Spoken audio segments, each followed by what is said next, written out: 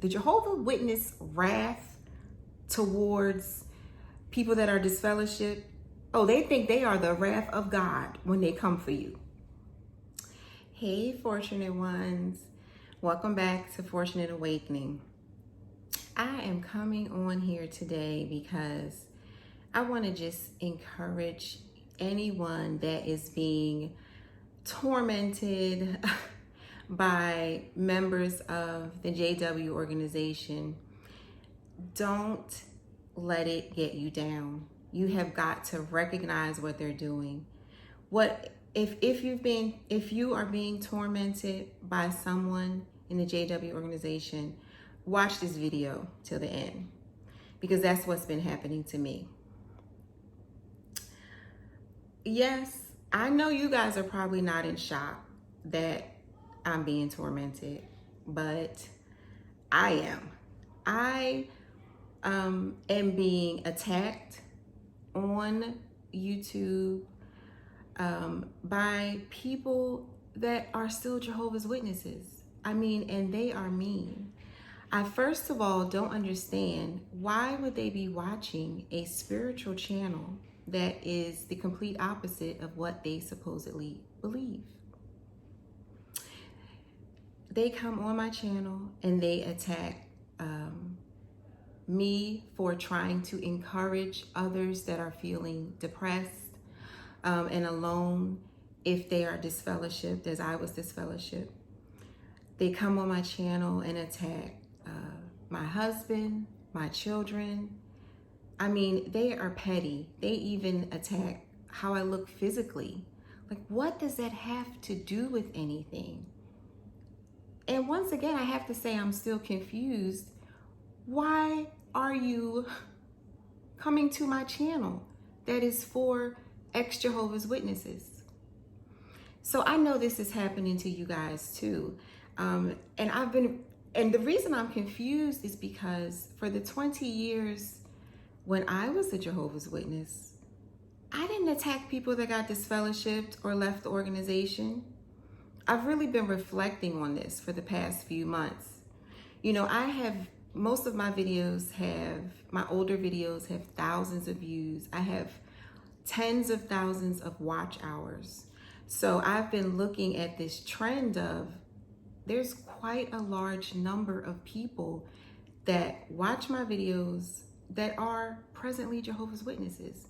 Why is that? Because like I said, when I was reflecting, okay, let me try to understand what is happening, because those are the people that I'm trying to reach as well. I'm trying to reach the people that have decided to leave, and I'm trying to reach the people that are still in the organization like me, but they were so afraid. They're afraid to leave. I knew something was wrong with the organization. I started waking up long before I finally left. And I am reaching those people. But the people, if you're there in the organization and you love it, why would you be watching these channels, my channel, Fortunate Awakening, which is to help people that have left spiritual abuse? So like I said, I was trying to think back, okay, what was I like when I was in an organization? You know, because to be able to help people, if you don't understand them and understand where they're coming from, you can't help them. You can't teach them anything. So I said, you know what? As much as it hurts when I receive comments that are insulting me every day, insulting me and my family, I said, let me self-reflect and try to understand where they're coming from. So I said, let me see how I used to respond when people were disfellowshipped or just kind of didn't come to the Kingdom Hall anymore. And the people that just kind of didn't come anymore, sometimes it would take a while before you miss them, because maybe they weren't even coming to the meetings regularly long before they just stopped. It's usually not an abrupt stop. So I think with them, it kind of might have just been like an afterthought. But when people were publicly disfellowshipped, so I can remember back to when those events would happen, because, it was always such a big deal. It would be our Thursday night, our school the ministry school. And then there would be a time when one of the elders would go up and make the announcement. Feeling in the Kingdom Hall was not one of sadness. It was because a lot of people would already know it was coming. There was so much gossip that people already knew it was coming, that whatever person was going to be, excuse me, disfellowship. So there would be like this hush over the Kingdom Hall, and then the announcement would be made, and there would be like, little chitter chatter, amongst people saying, oh, what happened? In the middle of the meeting. This is the middle of the meeting. Then I remember I would always feel really sad, like when it was people that I knew, because I had been there 20 years. So when it was people that I knew, at that time I was in my early 20s, I would feel so sad for if it was a young person that had gotten pregnant, if it was someone's father or someone's mother that got disfellowship. I remember always feeling so sad. First of all, actually not even for the disfellowship person first, I would be thinking about their family, their child, or their wife that was still in the organization, because that's kind of how the organization would train you to feel like, oh, this poor person, how could their family have left the organization? I would think about how sad they were, how hurt they were, if they would come, because a lot of times the family members wouldn't come to that day, right? When they were going to announce that the person was being disfellowshipped. Then I would think about the disfellowship person, and I never felt anger. I never felt the remarks that people are lashing out at me. I remember always feeling sad for them, sad. And the other emotion that I would experience would be confusion. Like, what is wrong with them? How could they possibly be leaving the security of the Jehovah's Witness organization? That's what I remember always feeling when people got disfellowship. Confused. Before I woke up, I was so deep into everything that the organization was sending out that I would really, that sentence would always come into my mind. Where are you going to go when you leave Jehovah? I truly thought they were leaving Jehovah. And the time that I was torn between leaving and staying, that was why I didn't want to leave. I didn't realize how painful it was going to be a disfellowship person. But I had the fear of, I don't want to leave Jehovah. So as I reflected on how I treated disfellowshipped people when I was a Jehovah's Witness, I did not treat them with this disdain and hatred and telling them just mean things. But yet these people still think that they are Christians. They still think that they are serving a loving God. When Jesus Christ was at the well with the woman who had more than one husband, he could have called her all types of names. He did not. He spoke to her kindly. So, and this is not, and I will say, there are a few really kind-hearted people that put messages on my videos that you can tell that they are afraid for me, that they really do care, that they are in that organization because they are trying to draw closer to God. But I have to tell you, honestly, that is not the majority of them. The majority of the Jehovah's Witnesses are very spiteful and very mean. And I kind of thought, it made me think like, how can it be this? So many of the Jehovah's Witnesses are so mean and spiteful. The Jehovah's Witness wrath towards people that are disfellowshipped, oh, they think they are the wrath of God when they come for you. So I'm trying to figure out, where does this come from, this true hatred of people that claim to be Christians, that claim to want to help people to learn the truth. I still couldn't find out where this was coming from, this hatred from so many people all around the world. And I said, okay, I'm going to look now from a professional angle. And I started looking into the psychology of the type of people that become Jehovah's Witnesses. I did this once before when I was trying to look into the fact of why so many Jehovah's Witnesses are depressed and committing suicide when they supposedly have the truth. And when I did that research into depression, what I found was that, yes, the way the organization is structured with cutting you off from your community, your friends, your coworkers, your children. If they're not Jehovah's Witnesses, you can't socialize with them. Only to a certain extent can you socialize with them. And then if they decide to leave the religion, well, you're advised not to socialize with them at all. So when I did that research, it showed that, yes, that was fertile ground. The practices of the Jehovah's Witness organization is fertile ground for causing its members and its ex-members to be very depressed and suicidal. So I started to do some research to see what is this anger that these Jehovah's Witnesses have towards people that have decided to walk away. Why are you using your time to spew such hatred towards someone that has said, I'm going my own way, I don't want to be in this religion anymore? And what I've come up with is that it's like a narcissist type of organization. And I think that some people are definitely born as narcissists and use that narcissist behavior to control individuals. Oh, but the Jehovah's Witness organization as well is promoting this narcissistic behavior. And I'll tell you why I feel that way. The narcissist individual is someone that when they get into a relationship with you, everything is perfect about you.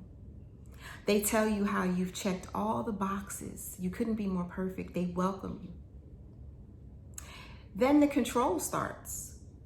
If it's like a narcissist that you're dating, they start telling you, you're too fat, you're too skinny, that dress doesn't look right. And then you start doubting yourself, And the narcissists are very smart. They already pick up on the weaknesses that you have. Because we all have weaknesses, we all have insecurities. So they pick up on those and then they use those to belittle you. Then when they've gotten you belittled, you're confused because you keep reflecting on all of the positive things that they were saying about you, right? So you're confused when they start belittling you. Then comes the third part where they kind of flip the script and say it's you and they abandon you, or they say you abandoned them. Well, this is how the Jehovah's Witness organization operates. When they come around knocking on your door or they meet you in the train station or the bus stop, it's all smiles. It's all love. Do you want to hear about how you can live on a paradise earth, free of sickness, free of suffering? It's all love. Who doesn't want to do that? Who doesn't want to be around loving people? The tracts have this. You see such unity in the tracts. You see Chinese people, African descent people, Caucasians, and everyone is smiling. The children are happy. Who wouldn't be drawn in by that love bombing? That narcissistic telling you how everything is going to be wonderful and how you are the type of person that would fit in. Everyone doesn't want to hear this message of the truth, but I think you would want to hear this message. That's how they draw you in. Then when you get to the Kingdom Hall, everyone is around you. And I remember being at the Kingdom Hall when somebody would bring their Bible study to the Kingdom Hall for a meeting for the first time.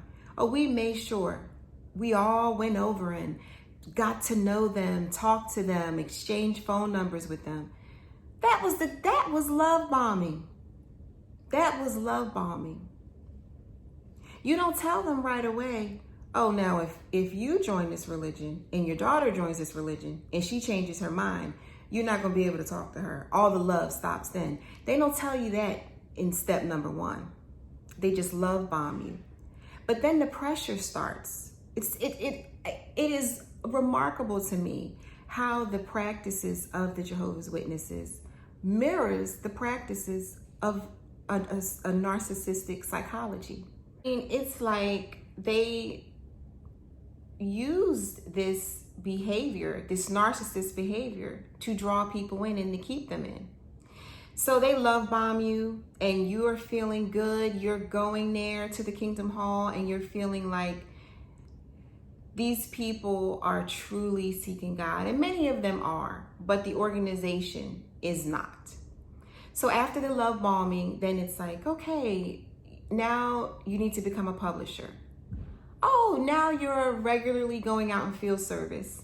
Now it's time to consider auxiliary pioneering. You're a young person. This is what else would you want to do with your time? You want to do your time to spread this message of the Watchtower. Oh, now you're an auxiliary pioneer. Now, why don't you consider going all the way? There's no greater honor than being a regular, full-time pioneer, right? You know, regular pioneering. Those are the sisters that may get looked at to get married, right?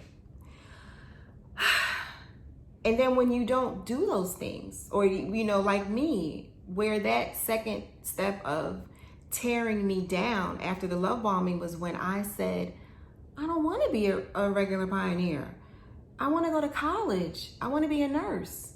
That's when it was tearing me down that I wasn't doing the right thing. Even though it's not what was in my heart, it's not what God was calling me to do. Just being a Jehovah's Witness and going out on Saturday and Sunday in field service was not enough. It was using guilt then to say, why would I even want to do something else? Like why wouldn't you want to be a regular pioneer and marry a Bethelite? I just don't want to. I just don't want to. I want to be a nurse. I've mentioned before that my mother was sick all my life, and we never once had one Jehovah's Witness nurse, but we had nurses that were gems. We had bad ones too, but that were gems. And it made such a difference in my life, in my mother's life, when we would have medical professionals that were so loving and so kind, that was what started my desire as a young child, 6 years old, 5 or 6 years old, to say, I'm going to be one of those really nice nurses. Hey babe, what's up? Hello. You know, it was belittling me for the choices that I wanted to make. It was making me feel that the individual thoughts that I was having, that they were wrong. And I became depressed. I was depressed when I was in the organization. And then when I decided to move in with my fiance and get married, I was disfellowshipped. And I was depressed then too. And I will give you an update. We have been married. This year will be 20 years that we have been happily married. No infidelity, no abuse, just helping each other in our loving relationship and trying to help others. Because guess what? Most people don't make it out of a poor urban neighborhood and make it to the success that we have been blessed with as a couple. So we regularly try to reach back and teach others. My strength is encouraging people. I love encouraging people. My husband's strength is educating people on their finances. That's what we do, and we are happy and we are blessed. God has used us to help many people, but the Jehovah's Witnesses didn't want to hear that when I was a young 20-something. They just wanted me to say to follow, be a pioneer, go to Bethel, that live this little life in this little world, in this little box. So I feel like those three, so that's the second stage that I went through, the belittling. The belittling starts when you're in the organization, and then if you leave, I've been belittled as well. But now I feel like the attacks that I'm getting, now they're coming at me and attacking me and blaming me because I've left them. Well, if I've left you, why are you still worrying about me? Why are you coming to my channel, Jehovah's Witnesses, and being mean and spiteful and very un-Christ-like? This is not for you. So that's what it led me to believe, that now they're attacking me, this narcissistic attacking of, there's nothing wrong with our organization. There's something wrong with you. There's something wrong with you because you don't want to be a part of an organization that has widespread pedophilia. There's something wrong with you that you don't want to be a part of an organization that has the same rates of depression and suicide as the world, the so-called world. So now they're blaming me. The narcissistic Jehovah's Witnesses are saying, there's nothing wrong with our organization. Our organization, what do you mean there's something wrong with our organization? It's you. It's you. It's all your fault that you're disfellowship. So I know I am not the only one that this is being done to, but I want to educate you so you can recognize that that's what's happening. That they are using this narcissistic philosophy. They used it to get you in there. If you were born in, that is what probably happened with your family member generations ago that thought that this was just a perfect religion to be a part of, to do so much good and to serve God. Then they get you in there, they belittle you and keep you trapped in mental fear. And now that you have decided to leave, now they're trying to say it's all your fault because you don't want to be a part of such an organization that is breaking up families, hurting children. No, I wanted to make this all really clear and make this video so that you will know it is not you alone, and that you can recognize what these narcissistic witnesses are doing to you, and to hold on and to be strong and to keep validating yourself. I'm going to do a video tomorrow about how you can protect your mind and your soul from narcissistic individuals that you're dealing with as a Jehovah's Witness. All right, take care, be strong.